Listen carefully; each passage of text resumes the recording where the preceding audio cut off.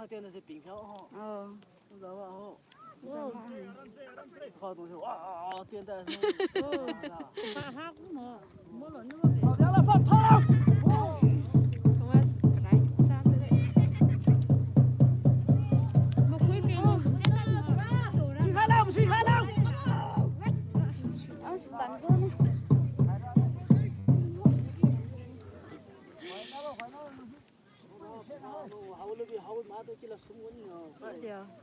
Cái xin được bỏ cũng nó có cái xin màu tám bạn nó cầm Okay, second half of the match.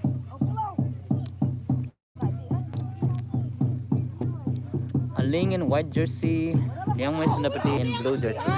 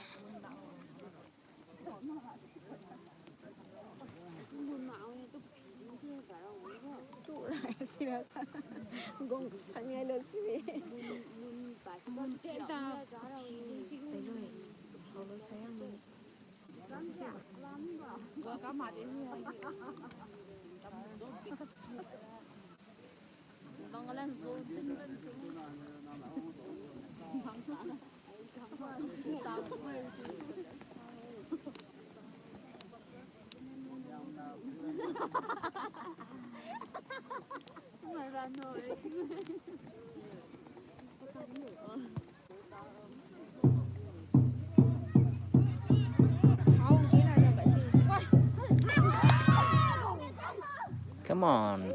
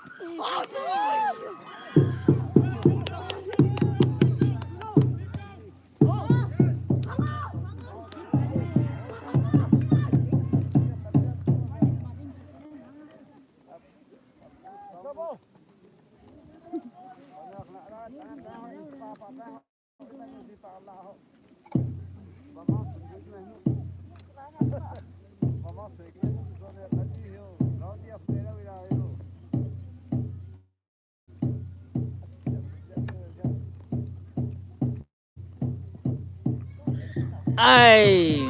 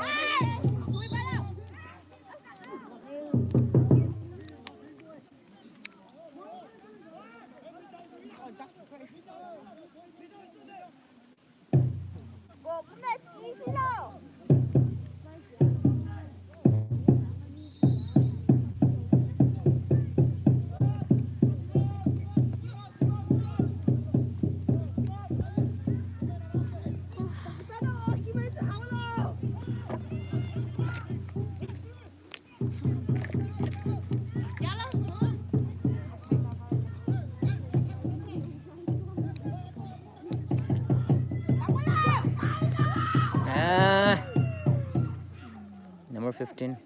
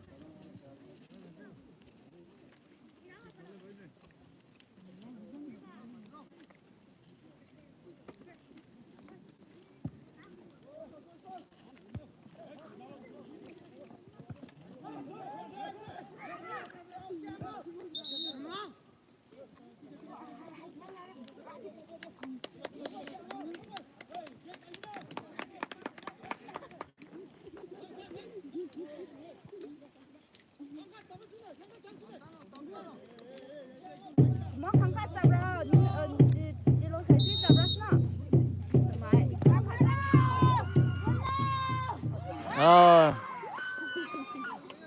good one, good one.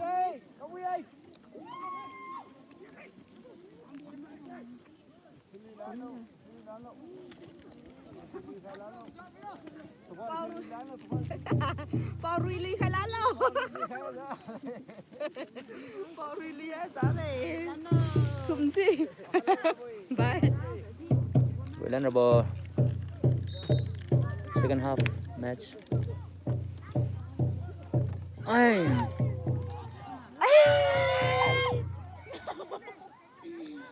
Sai lắm nó tuần này. Ê cái máy gì?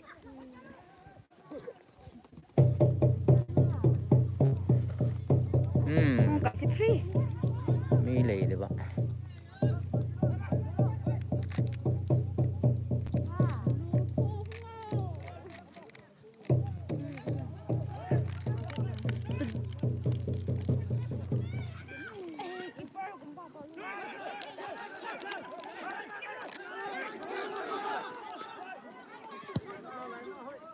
Dance mà dance mà cái refrain nó để lo mà nó lấy xuống ăn muốn mà thôi.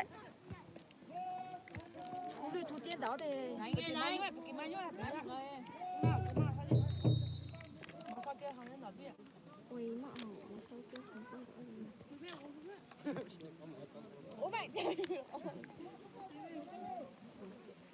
거의 빨라.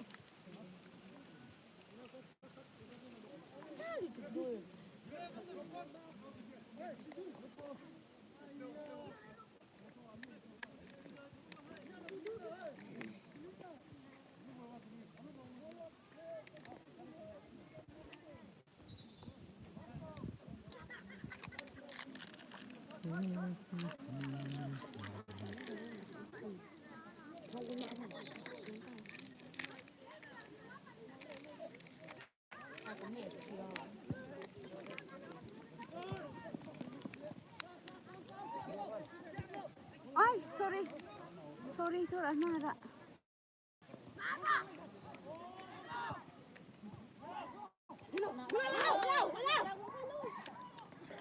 Chém torso, tôm torso. Cô tăng rồi giờ rồi.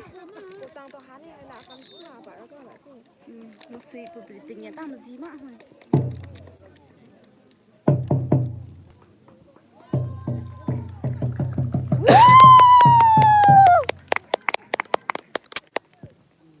Hai bữa chị tắm.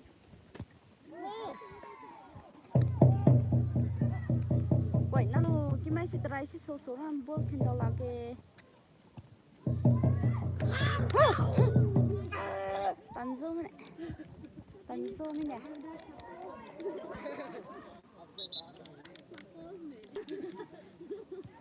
Hay là ham bố con ra con quỳ thà cái cha.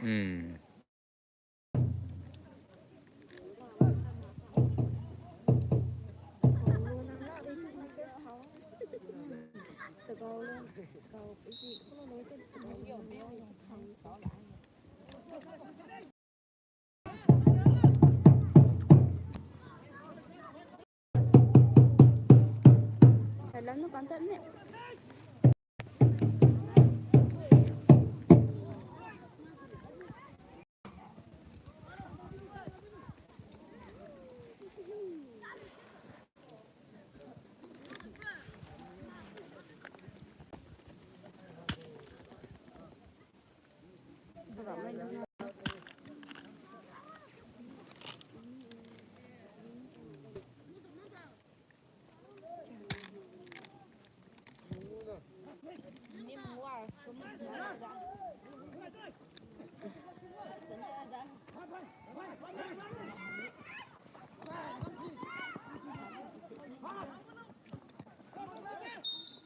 Bagaimana musuh?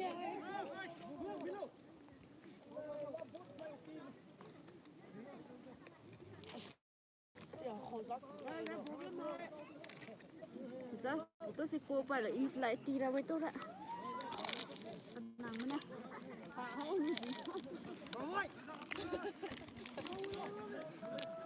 Free kick for indirect kick for Liang Mei Sunapati. Mà mày má không khác sao rồi.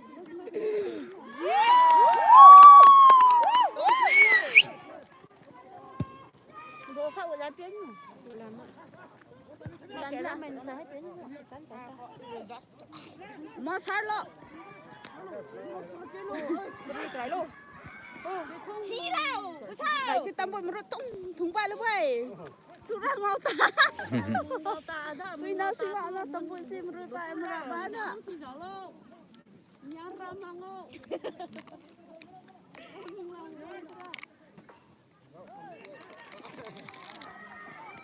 Cheer up.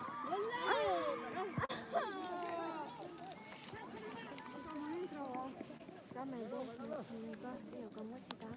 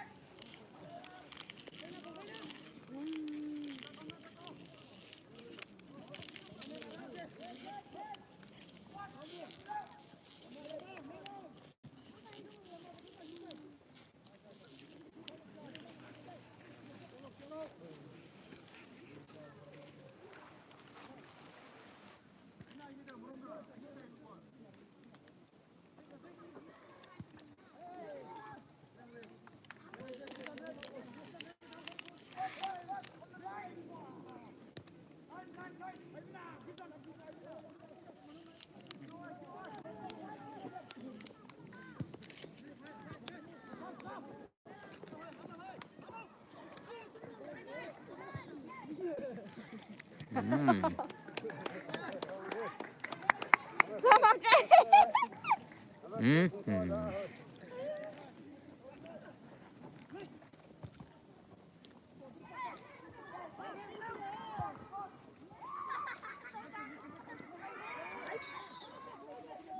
चलो free kick. Hai, muộn này, referee nó muộn này, nó ta là nó, bình phố cũng gầy cũng hái đó, nó cái này. Cheer up.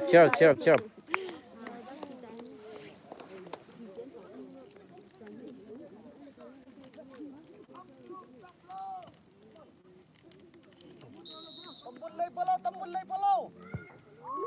Ai. Corner.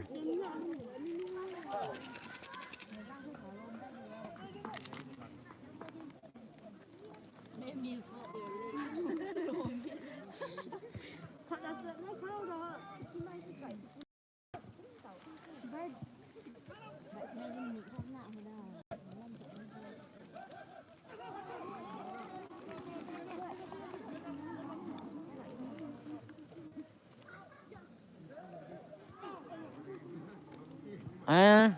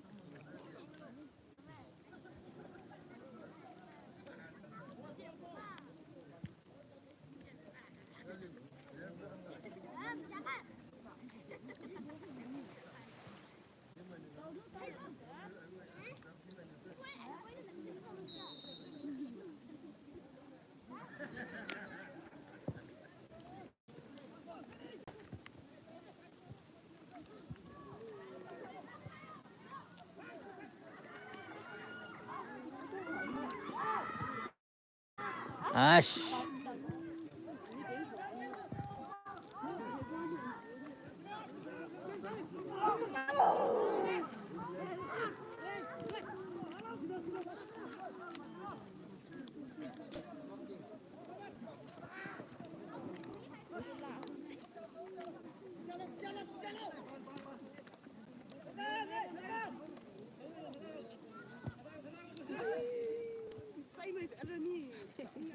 Holding sungang goal post mo ang mga kadulo.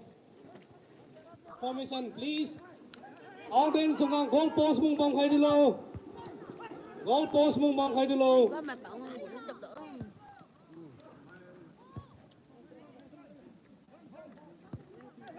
Ra mày vô thì này thì Ai,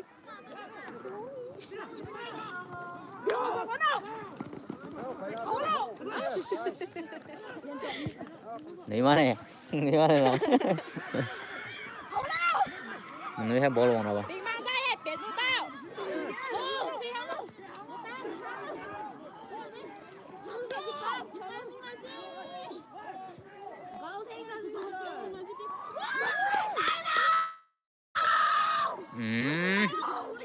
Chém tối nè.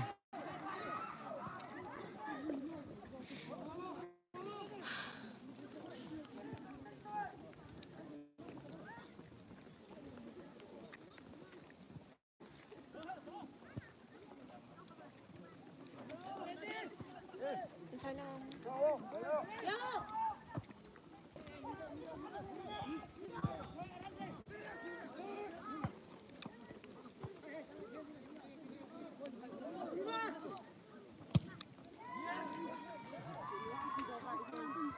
Ai. Ed! Yeah! Hey, that was a goal, yeah. Hay là ăn xeo ở gì to? Nó phát rồi cả. Ở mấy vụ đó có này. Còn hay là có mẹ. Rồi không phải là nít lạ, rồi ta là nít lạ.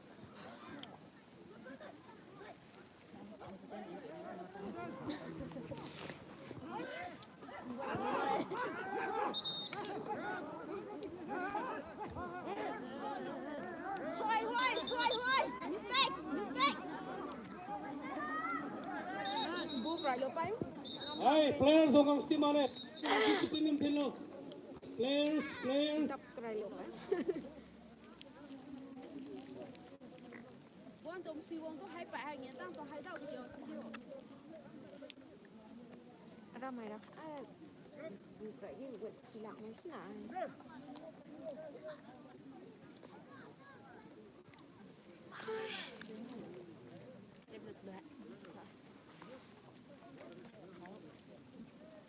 Goal results in a 3-0. Senapati FC 3, Maling 0. Go mày. As the match is almost finished, just wrap. I got you streaming silhouette. Thank you for joining.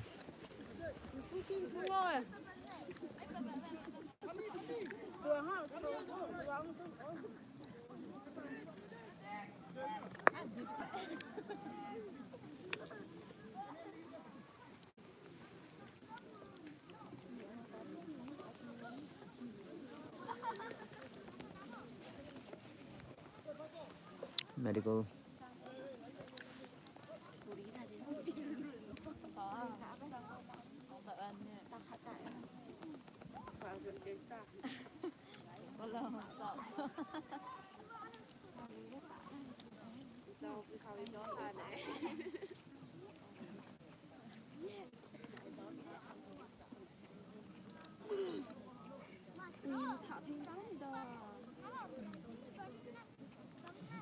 Rồi bác làm năm bác xin đâu hết.